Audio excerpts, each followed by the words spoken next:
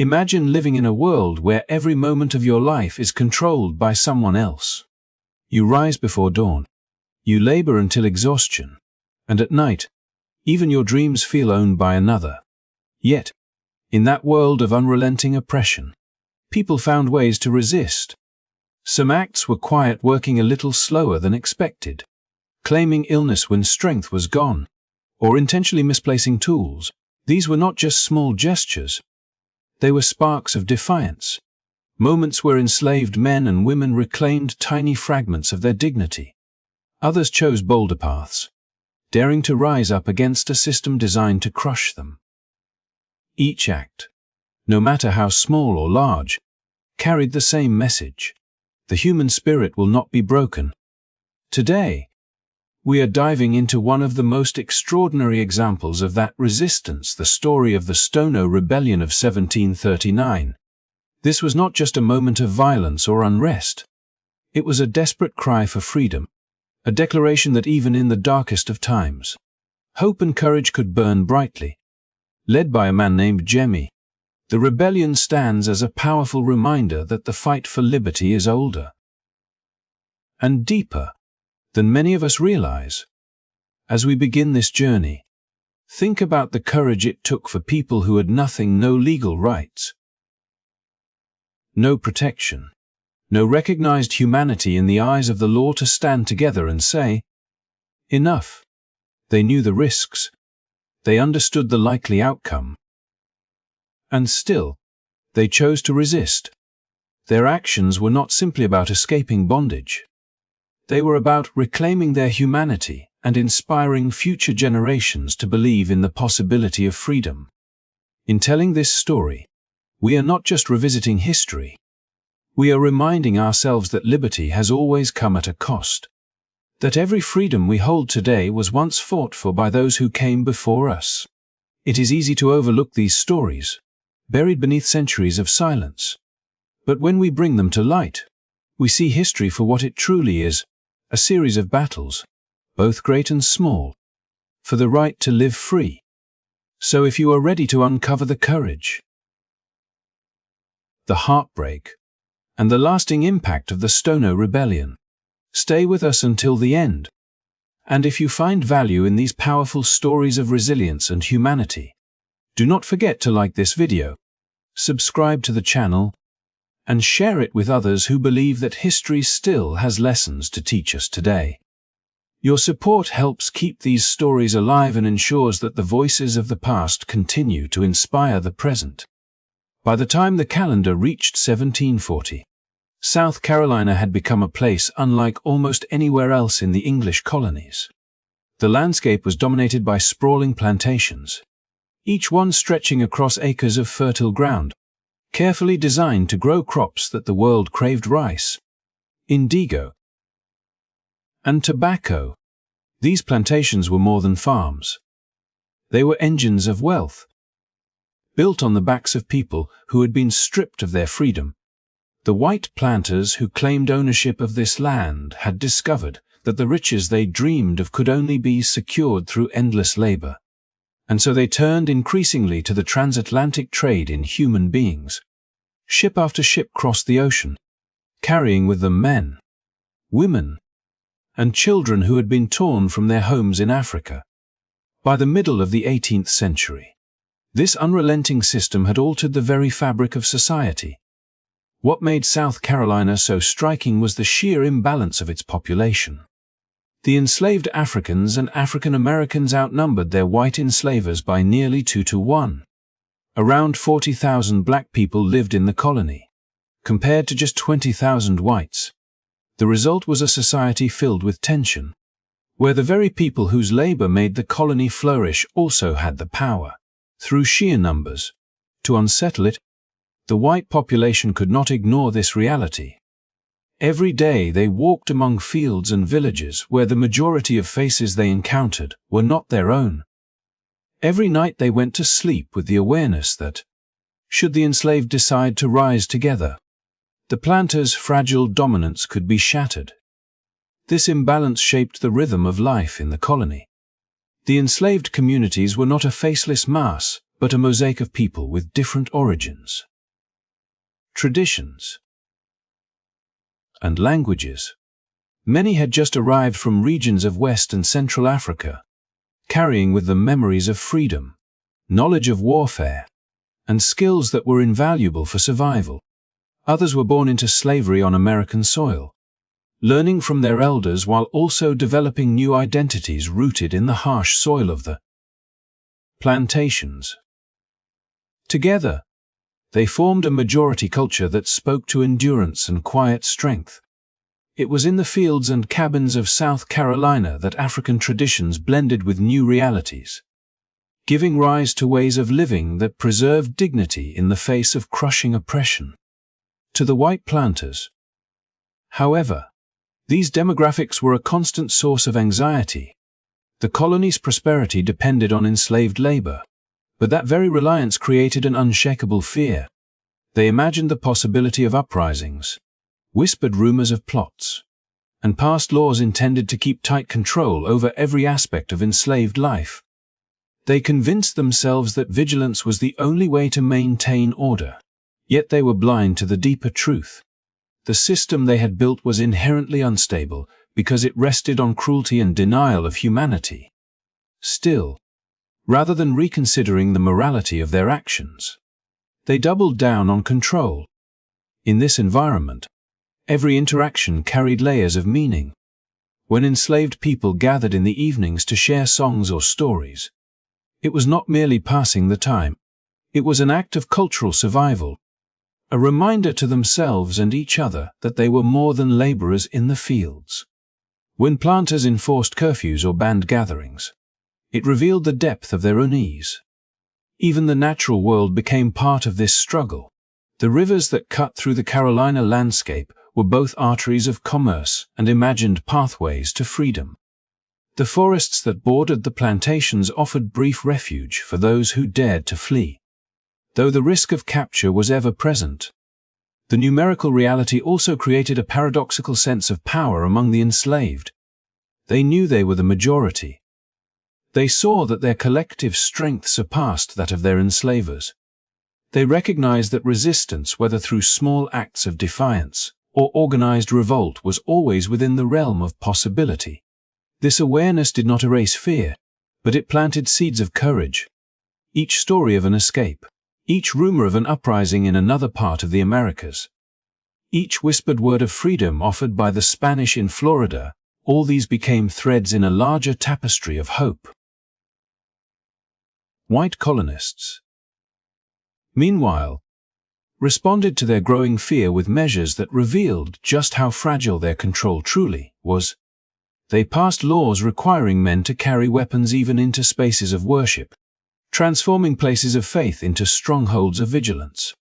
They debated how to reduce the importation of enslaved Africans, not out of compassion but to minimize the risk of rebellion. They sought to encourage more European immigrants, hoping that sheer numbers might restore balance. Their decisions made clear that they understood the dangerous position they were in, though they refused to name the real cause of their fear, the injustice of slavery itself. As the 1740s unfolded, the colony stood on a knife's edge. To the planters, it was a time of wealth and opportunity. But beneath that glittering surface was a foundation built on instability.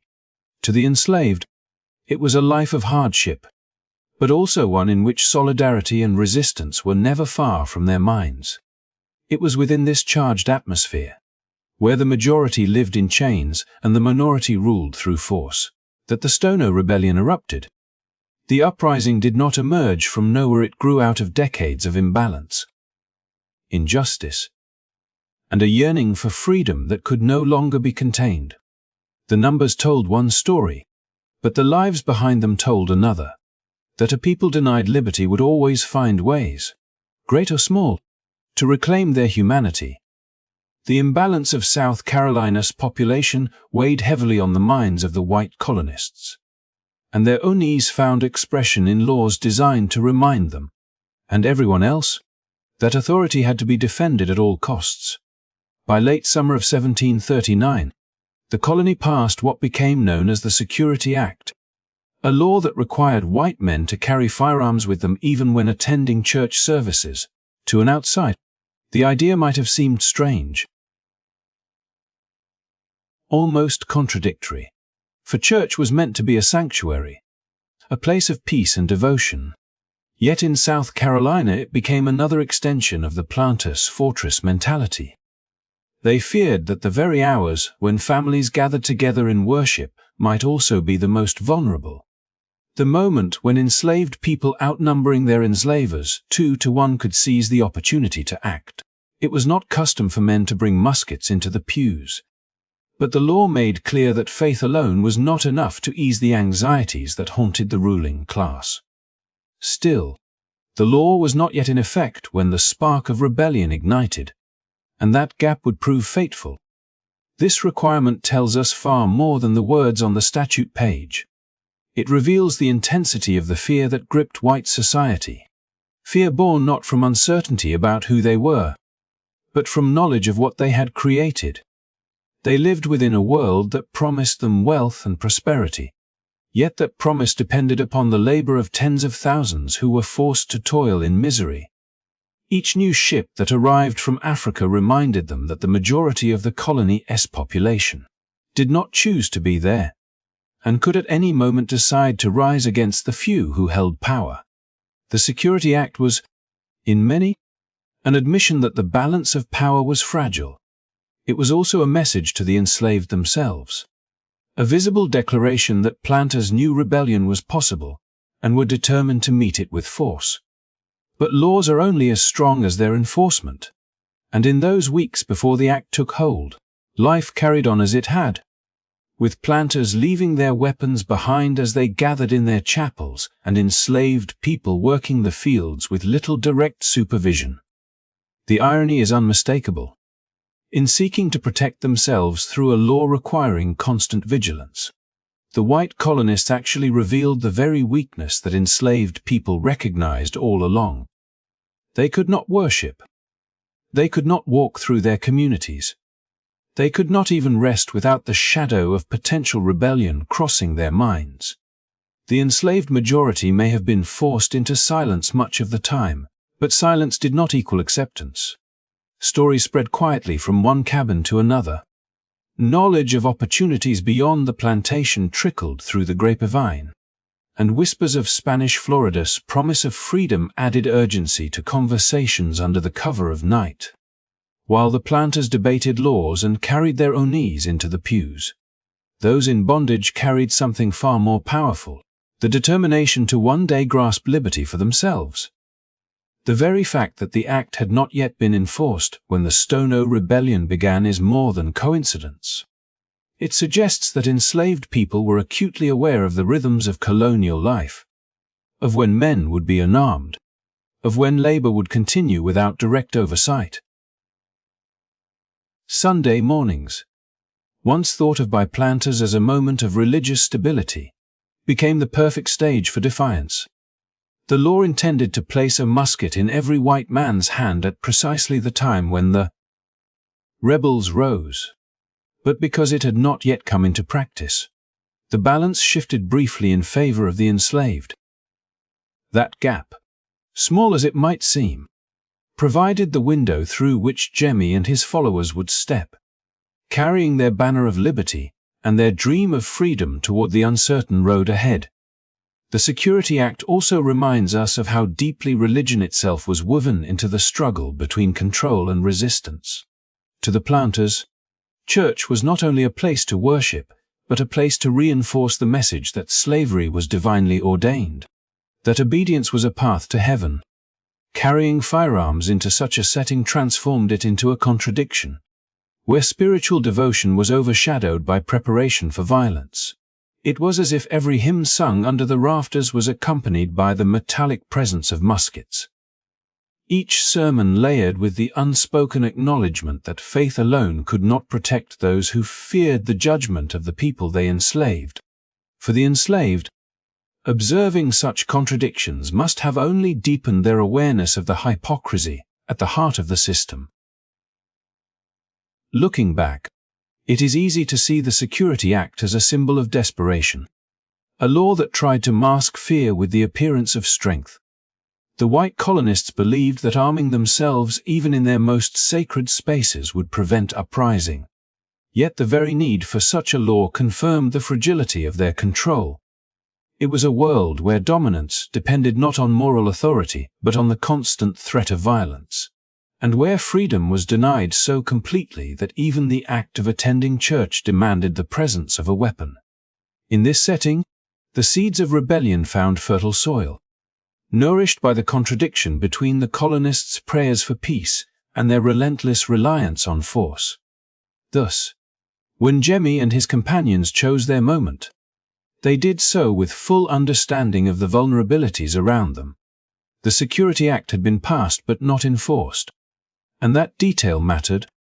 It meant that Sunday was not just another day of toil. It was a chance. It meant that the planters' attempts at control had gaps, and in those gaps lay the possibility of defiance.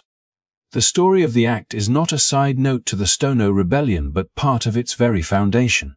It reveals how fear can drive people to desperate measures, how laws can expose more than they conceal, and how the pursuit of freedom will always find a way to exploit the cracks in systems of oppression. It is a reminder that history often turns not on sweeping declarations but on the smallest details the moment before a law takes effect. The Sunday when muskets were left at home. The choice of a people to rise when opportunity presented itself. Word of Spain's promise of freedom spread quietly, passed from person to person in whispers. A fragile thread of hope in a world built on oppression. For those trapped within the rigid boundaries of the plantation system, where daily life was defined by backbreaking labor and constant surveillance, the idea that freedom might lie just a journey away was intoxicating. Augustin, a Spanish stronghold in Florida, became more than a distant city. It was imagined as a sanctuary, a place where the chains of servitude could be broken and dignity restored. The Spanish crown's decree was simple yet profound. If the enslaved managed to escape the English colonies and reach Spanish territory, they would be granted their freedom, provided they converted to Catholicism and pledged loyalty to Spain. This offer struck deep into the hearts of those who dreamed of release, planting visions of an entirely new life far removed from the harsh fields of South Carolina and Georgia. The promise did not exist in isolation, but intertwined with the daily acts of quiet resistance already alive in the plantations. Enslaved men and women who had long slowed their work, misplaced tools, or feigned illness began to view such acts not only as temporary relief but as small steps in a larger strategy toward liberation. They began to imagine routes southward, through treacherous swamps, rivers, and forests, all leading to that beacon of freedom at Augustin. Stories circulated, sometimes exaggerated, sometimes rooted in truth, of those who had already made the perilous journey and found a new life within Spanish walls. Whether all these tales were accurate mattered less than the way they fueled courage and stoked determination. For many, the hope of escape was no longer an abstract dream but a tangible possibility. Colonial leaders, of course, grew increasingly aware of Spain's policy and its implications. They recognized that the promise of freedom posed a threat not only to the stability of the plantation economy, but to the entire social order that kept white colonists in power. Laws were tightened, patrols increased, and punishments grew harsher in an attempt to prevent enslaved people from fleeing south. Yet no matter how many restrictions were imposed, the idea of Augustin lingered like a persistent flame. It whispered to the weary after long days in the fields, to mothers who feared for their children's future, and to men who longed to reclaim their autonomy. The Spanish promise gave form to the belief that bondage was not inevitable, that another life could be carved out beyond the reach of English overseers. This promise also exposed the fragile balance of power in the colonies. The white population, already outnumbered by enslaved Africans and African Americans by 2 to 1, lived with an underlying fear of rebellion. Requiring men to bring firearms to church reflected this anxiety, even if the policy was not always enforced. The Spanish decree only heightened these fears, suggesting that the bonds of control were weaker than they appeared. If enough enslaved people decided to risk everything and head south, the plantation system could face not only labor shortages but potential uprisings fueled by desperation and hope. To colonial authorities, Spain's offer was not merely a political maneuver. It was a direct challenge to their dominance. For the enslaved themselves, however, the promise of freedom in Florida was transformative. It gave meaning to the quiet struggles they endured each day and infused their resistance with a greater purpose. Escaping to Augustine was not just about breaking physical chains. It was about reclaiming identity, agency, and humanity. Conversion to Catholicism, while a requirement of Spain's decree, was often seen not as a burden but as a symbolic rebirth, a way of leaving behind the world of forced servitude and entering one where freedom was at least possible. The Spanish authorities, in turn, welcomed these escapees not purely out of benevolence, but also as a way to weaken their English rivals and strengthen their own settlements with skilled laborers and loyal subjects. The journey southward was perilous, filled with dangers from natural obstacles, hostile patrols, and the constant risk of betrayal. Yet many were willing to attempt it, driven by the unshakable belief that life at Augustine, no matter how uncertain, was better than a lifetime under the lash. Each escape, successful or not, carried symbolic weight. Even whispers of those who made it served to inspire others, weaving together a shared narrative of resistance that transcended individual struggles. The Spanish promise did more than offer freedom to those who reached its borders. It reshaped the very psychology of the enslaved, proving that the chains of bondage were not unbreakable, that alternatives existed, and that even the most powerful system of control had cracks waiting to be widened. In this way, the story of Spain's decree becomes more than a footnote in history. It is a testament to the resilience of the human spirit and the enduring power of hope. It showed that even in the darkest conditions, when oppression sought to extinguish every spark of defiance, the possibility of freedom could take root and flourish, guiding countless men and women to risk everything in pursuit of a better tomorrow.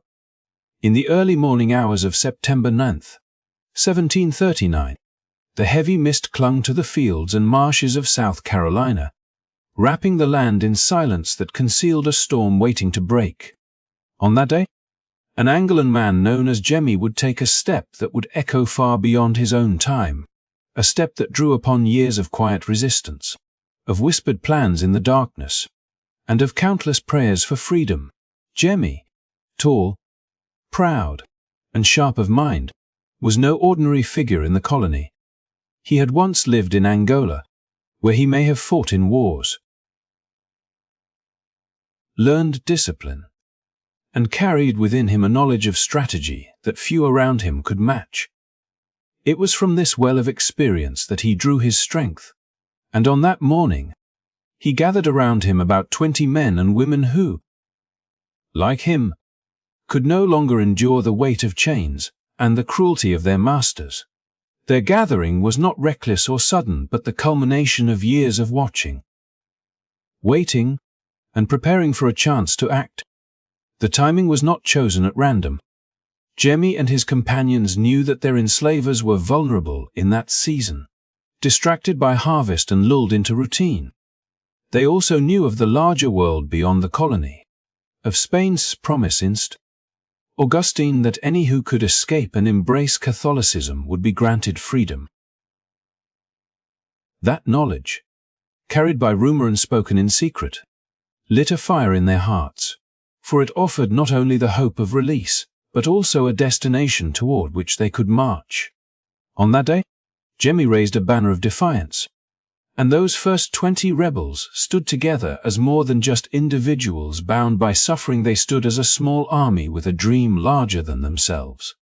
As the sun began to rise, they moved with a determination that made clear their intent. This was no longer hidden resistance, no longer the quiet misplacing of tools or feigned illness to slow the work. This was open defiance, bold and unmasked. At first, the number may have seemed small, just a few dozen against the might of a colony fortified by laws and weapons. Yet every step they took drew others to their cause. Word spread quickly, carried by fear and hope alike, and what began as a band of 20 grew into nearly 100 by the time their march was in full force. Their growth was not only in numbers but also in spirit. Men and women who had long endured in silence now joined in chorus, their unity a declaration that they would no longer remain invisible or voiceless. Their march was marked not only by determination but by a rhythm of defiance. As they moved southward toward the promise of refuge in Spanish Florida, along the way, they carried weapons taken from stores and households, tools turned into instruments of resistance, and with each mile, their courage deepened. Jemmy himself stood at the center, a figure whose presence inspired those around him. His leadership was not built upon words alone, but upon the strength of his resolve and the clarity of his vision. He understood the risks. For every step they took placed them further into danger. Yet he also knew that freedom was never granted without cost. His band of rebels was not blind to the dangers they faced. They knew the might of the colony would eventually rise against them. But in those moments, they were driven by the urgency of hope, by the knowledge that their children and their children's children might one day live free, if they succeeded. It was this vision that fueled them as they swelled in number, each new voice adding to the chorus of defiance, each new step carrying them closer to both danger and the possibility of deliverance. As they marched, they did not see themselves merely as fugitives but as people reclaiming their dignity. The sound of their footsteps was the sound of centuries of oppression meeting its first great crack in that land. To Jemmy and his companions, every mile southward was both a journey of escape and a declaration to the world. They would not remain broken, they would not remain silent, and they would not remain bound forever. In their swelling numbers, in the courage of those who joined despite knowing the risks, and in the leadership of Jemmy, there was a story unfolding that would mark the beginning of one of the most significant uprisings in the history of colonial America. It was a story not merely of rebellion but a vision, of sacrifice, and of the unyielding human demand for freedom.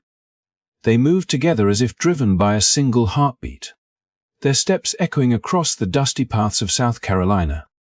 Banners held high with the word liberty stretched across rough fabric that fluttered in the morning wind.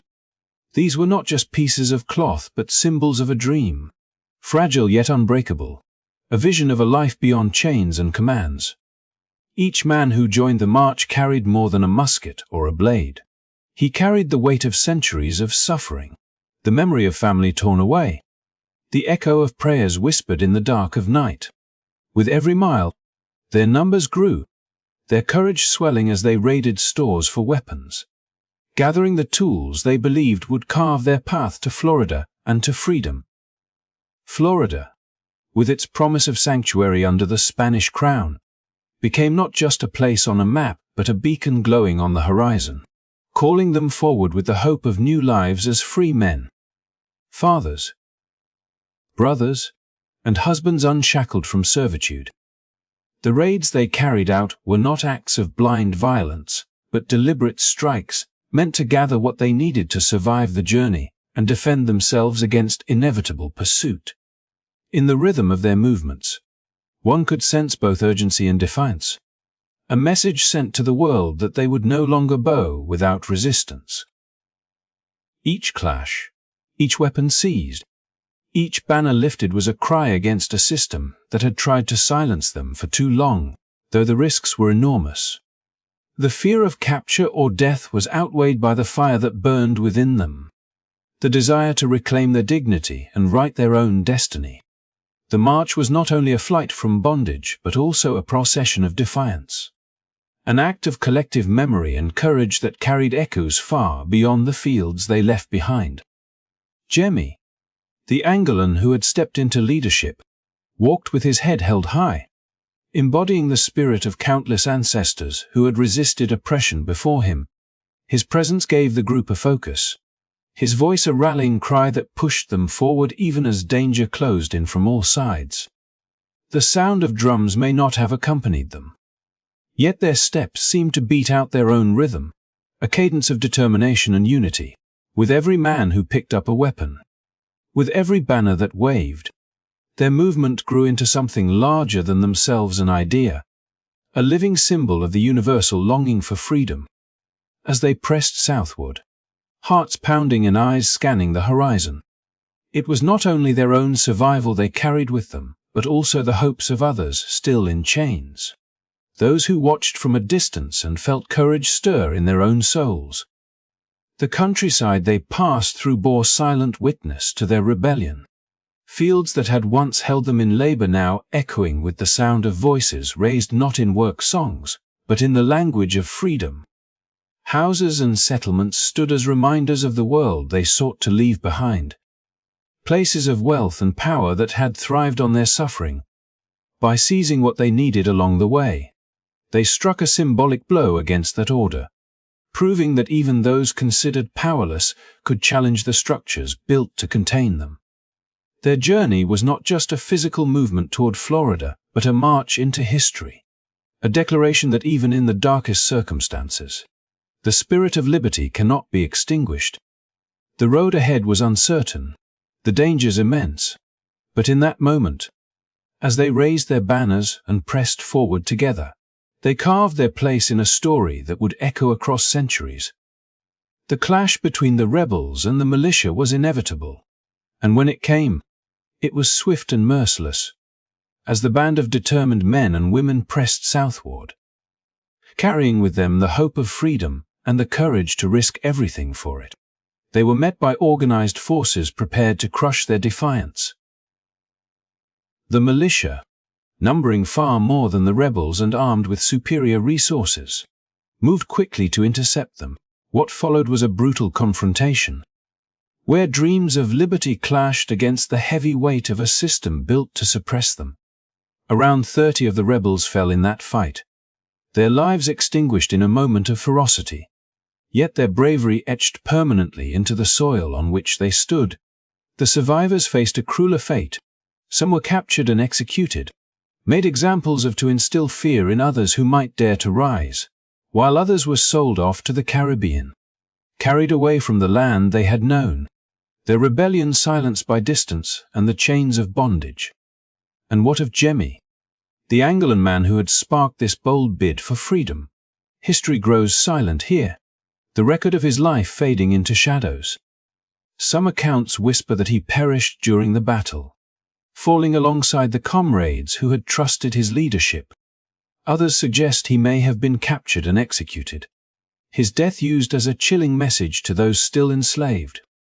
There are even those who hold to the faint possibility that he managed to escape the slaughter, his name and story carried on in secret among those who honored his courage. Regardless of whether Jemmy's end came in battle, by rope, or through a fleeting escape, his fate embodies the uncertainty faced by countless people of his time. Lives erased from written history, but kept alive through memory and storytelling. The suppression of the uprising was decisive and brutal, yet it did not erase the significance of what had taken place. Authorities in South Carolina recognized the depth of fear this rebellion instilled in plantation owners, prompting new laws that further restricted the movements, gatherings, and education of enslaved people. The Stono Rebellion became a turning point, not because it succeeded in liberating those who took part, but because it shattered the illusion that a system of total control was unshackable. Every act of defiance, whether in open rebellion or in quieter daily resistance, revealed the unyielding human spirit that no amount of violence or restriction could completely crush. For the enslaved communities, Jemmy and his band of rebels became more than just a tragic story. They became a symbol of the struggle for freedom, proof that even in the darkest of circumstances, people dared to dream of liberty and risk everything for it. That courage, though met with overwhelming force, planted a seed that would continue to grow across generations, echoing in other uprisings, in whispered songs of resistance, and in the eventual fight for emancipation. The image of those rebels marching with banners bearing the word liberty would linger long after the smoke of battle cleared, a haunting reminder to those in power and a quiet source of inspiration to those still bound in chains. The militia may have captured and dispersed the rebels, silencing their voices in that moment, but they could not erase the truth that the rebellion revealed. The system was vulnerable because it relied on the enforced submission of people who longed for freedom. And as long as that longing burned, resistance would continue in many forms. The fate of Jemmy and his companions, tragic as it was, carried with it the undeniable message that liberty was worth striving for, even against overwhelming odds. It was a message that would reverberate throughout the history of the Americas, shaping the collective memory of oppression and the enduring fight against it. As we reflect on this chapter, the uncertainty of Jemmy's end becomes symbolic in itself. His story, incomplete and unresolved, mirrors the countless lives whose struggles were cut short or whose voices were silenced, leaving us to piece together fragments of their existence from the traces left behind. Yet in that silence, there is power, for it compels us to remember, to ask questions, and to honor the memory of those who risked everything for the dream of freedom. The Stono Rebellion was not the end of resistance. It was one of many sparks that, together, illuminated the path toward eventual justice.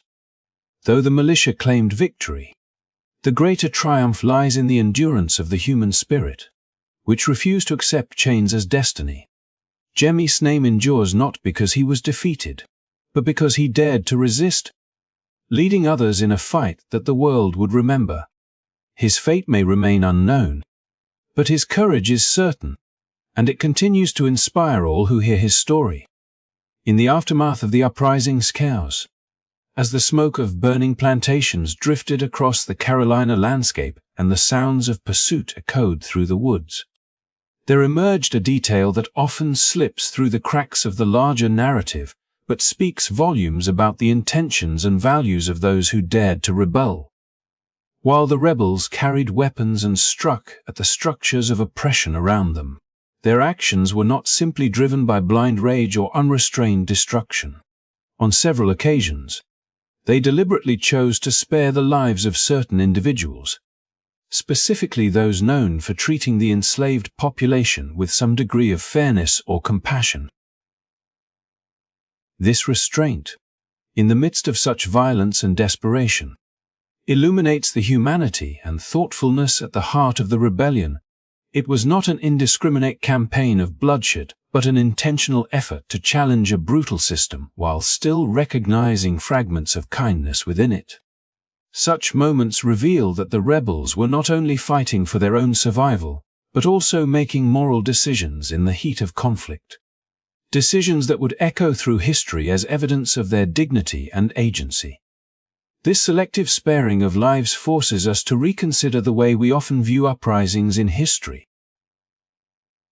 Too frequently, they are described solely in terms of blood, fire, and destruction. Yet this instance reveals a layer of moral complexity. The men and women who joined Jemmy in his march toward freedom were not reduced to being nameless actors of chaos. They were individuals carrying hopes, strategies, and values. When they spared those who had shown even a small measure of humanity, they demonstrated that their fight was not about senseless revenge, but about dismantling an institution that denied them their very right to exist as human beings. Such choices paint a vivid picture of rebels who balanced desperation with discernment, who saw in their struggle not just an opportunity for escape, but a moment to express their vision of justice. In this way, The Stono Rebellion becomes not just a tragic confrontation, but a testament to the ability of oppressed people to act with intentionality, even when the world gave them few reasons to trust in compassion. Imagine the confusion of those spared during the uprising, perhaps surprised that their lives had been left intact when others were cut short. For some, it might have been a moment of recognition, a sudden awareness that the small acts of decency they had extended toward enslaved people were not forgotten, that even in the darkest hours of conflict, those acts carried weight. For the rebels, this decision likely represented a form of justice that was far more nuanced than outsiders assumed. Their actions were not guided by uncontrollable fury, but by a sense of measured response to a world that had denied them mercy for so long. This detail, subtle yet powerful, reshapes our understanding of the rebellion into something far more profound than a simple outbreak of violence. It was, in its own way, a statement about the kind of world the rebels hoped to create, one where fairness, however fragile, might be recognized and preserved. This narrative thread, woven into the larger tapestry of resistance, challenges us to acknowledge the humanity of those who have often been portrayed as faceless participants in history. By sparing some lives, the rebels showed that they were not erasing the humanity of others, even as theirs had been denied for generations. Instead, they asserted a principle that resonates across time, that even in the midst of a fight for survival, one can act with intention, discernment, and a sense of justice. It is a reminder that the Stono Rebellion was not simply a violent episode, but a deeply human struggle for dignity and freedom, led by people whose decisions reflected values as much as desperation. This truth lingers in history, urging us to see the rebels not as shadows moving through old documents but as real individuals who, even in their bold defiance, carried within the capacity for mercy. In the aftermath of the rebellion, the atmosphere in South Carolina shifted dramatically, and fear became the guiding force behind new laws that reshaped the daily lives of enslaved people. The uprising had shaken the very foundations of the plantation system, and those in power responded not with reflection on the causes of such desperation, but with measures designed to tighten their control. A wave of new restrictions swept through the colony, forming what became some of the most oppressive slave codes in early America. These laws reached into every corner of life, ensuring that resistance would be harder to organize, and that the smallest glimmer of autonomy or independence among the enslaved population would be systematically extinguished. Literacy, once quietly nurtured by a handful of individuals and tolerated in certain cases, was now forbidden altogether. Reading and writing had long been viewed by enslavers as dangerous tools that could foster communication, solidarity, and plans for resistance. And after the revolt, this fear hardened into outright prohibition. The ability to read scripture, to write letters, or to share information was denied, creating a forced silence that sought to cut off enslaved people from both knowledge and the wider world. The denial of literacy was not only practical but symbolic, an attempt to strip away the intellectual agency of an entire community and render them dependent on the narratives imposed by their oppressors. Movement, too, became a tightly controlled privilege rather than a right.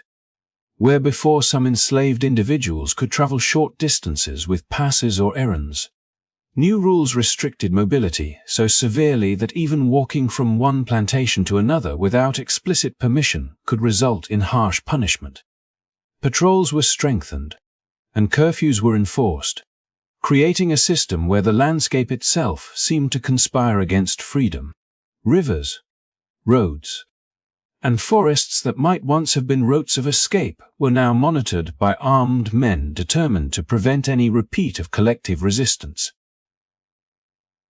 Enslaved people, who had long relied on subtle networks of trust to visit family, exchange goods, or share news, found these lifelines cut or forced further underground. It was a deliberate severing of community ties, designed to isolate individuals and weaken the bonds that had made coordinated rebellion possible. Perhaps most insidious was the manipulation of religion that followed. Christianity had already been present in the colony, but after the revolt it was weaponized more overtly as a tool of control. Enslavers promoted a version of the faith that emphasized obedience, humility, and submission, twisting its teachings to align with the interests of the ruling class. Enslaved people were encouraged to internalize messages that reinforced the social hierarchy, with sermons and lessons carefully framed to discourage thoughts of resistance.